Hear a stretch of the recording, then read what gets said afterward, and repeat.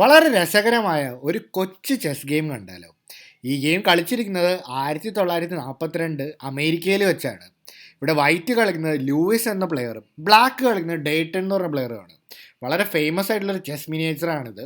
വെറും 13 മൂവ്സേ ഉള്ളൂ ഗെയിമിൽ. അതാണ് അത് വേറൊരു പ്രത്യേകത. എന്തായാലും ഗെയിം ഒന്ന് നോക്കാം. ഇവിടെ വൈറ്റ് പ്ലെയർ E4 തുടങ്ങുന്നു. അതായത് ലൂയിസ് ആണ് ഇവിടെ വൈറ്റ് കളിക്കുന്നത്. വൈറ്റ് പ്ലെയർ E4 കളിക്കുന്നു. ബ്ലാക്ക് കളിക്കുന്നത് ഡേറ്റൺ കളിക്കുന്നത് E5 ആണ്.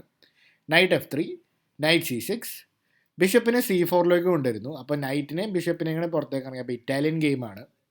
നൈറ്റ് F6 കളിക്കുന്നു. അപ്പോൾ രണ്ട് നൈറ്റുകളും പുറത്തിറങ്ങി. അപ്പോൾ ഇത് ബ്ലാക്ക് കളിക്കുന്ന ഇറ്റാലിയൻ ഗെയിമിൻ്റെ 2 നൈറ്റ് ഡിഫൻസ് ആണ്.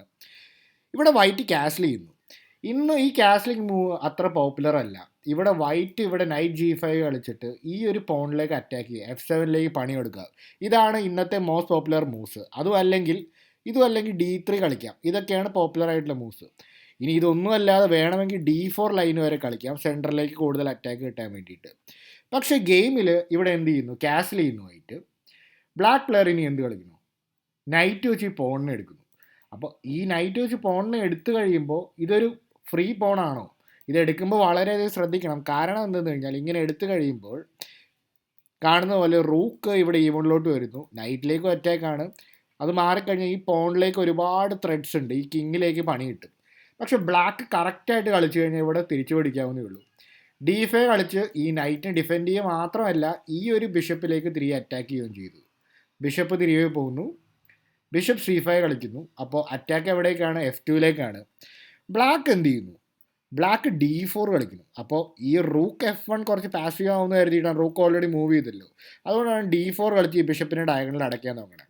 പക്ഷെ കാര്യമൊന്നുമില്ല, വെറുതെ നൈറ്റ് വെച്ച് ആദ്യം വെട്ടിയെടുക്കുന്നു.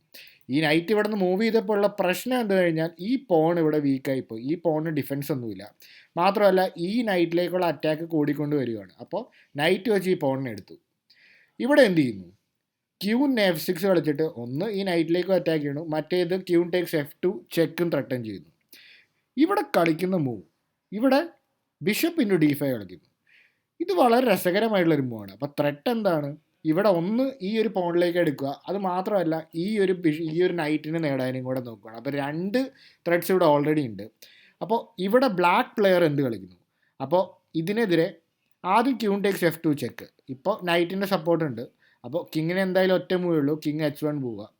ഇനി ഈ പൊസിഷനിൽ നിങ്ങൾക്ക് വേണമെങ്കിൽ വീഡിയോ ഒന്ന് പോസ് ചെയ്തിട്ട്, ബ്ലാക്കിൻ്റെ ഇവിടെ ഒരു ബ്യൂട്ടിഫുൾ വിന്നിങ് കോമ്പിനേഷൻ ഉണ്ട്, വീഡിയോ പോസ് ചെയ്തിട്ട് നിങ്ങൾക്കൊന്ന് ആലോചിക്കാവുന്നതാണ്.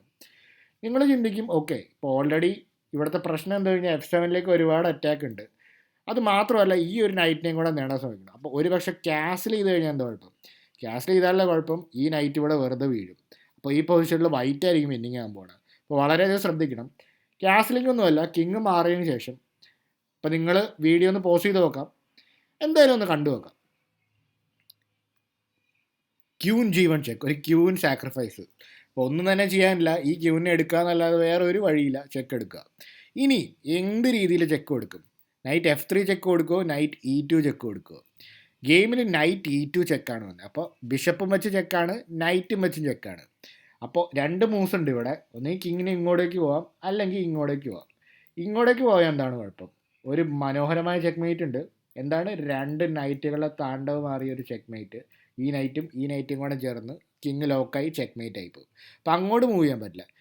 ഇവിടേക്ക് വന്നു. അപ്പോൾ ഇവിടേക്ക് വന്നപ്പോൾ ഈ നൈറ്റിലേക്ക് അറ്റാക്ക് ചെയ്യുകയാണെങ്കിൽ ഈ നൈറ്റിന് ഒരു കണക്ഷൻ ഇല്ലാതെ ഇപ്പോൾ ഈ ബിഷപ്പ് ഇവിടെ ഉണ്ട്. പക്ഷേ ഇവിടെ ബ്ലാക്ക് പ്ലെയർ ഈ ക്യൂൻ കൊടുത്തപ്പോൾ തന്നെ ഇതിനേക്കാളും ഈ ഫുൾ ഫോളോ അപ്പ് കണ്ടിരുന്നു. ക്യൂനെ മാത്രമല്ല അവിടെ കൊടുത്തത്, വേറെ കളിച്ച മൂവാണ് ഇതിനേക്കാളും ഞെട്ടിക്കുന്ന മൂവ്.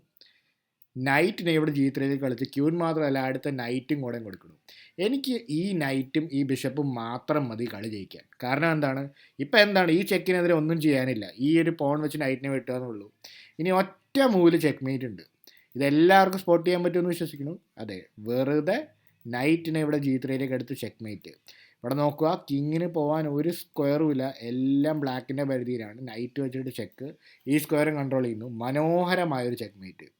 അപ്പോൾ എങ്ങനെയുണ്ട് ഈ കൊച്ചു ഗെയിമെന്ന് നിങ്ങളൊന്ന് കമൻറ്റ് ചെയ്യുക. അപ്പോൾ മോസ്റ്റ് ആക്യുറേറ്റ് മൂവ്സ് ഒന്നുമല്ല ഇവിടെ കളിച്ച്, പക്ഷേ മനോഹരമായൊരു ഫിനിഷാണ് ഇവിടെ ബ്ലാക്ക് ഇവിടെ ചെയ്തത്. അപ്പോൾ ഈ ഗെയിമിനെ പറ്റി നിങ്ങളുടെ അഭിപ്രായങ്ങൾ കമൻറ്റ് ചെയ്യുക. കൂടുതൽ ഇൻട്രസ്റ്റിംഗ് ഗെയിംസ് ആയിട്ട് നമുക്ക് വീണ്ടും കാണാം, അടുത്ത വീഡിയോയിൽ കാണാം.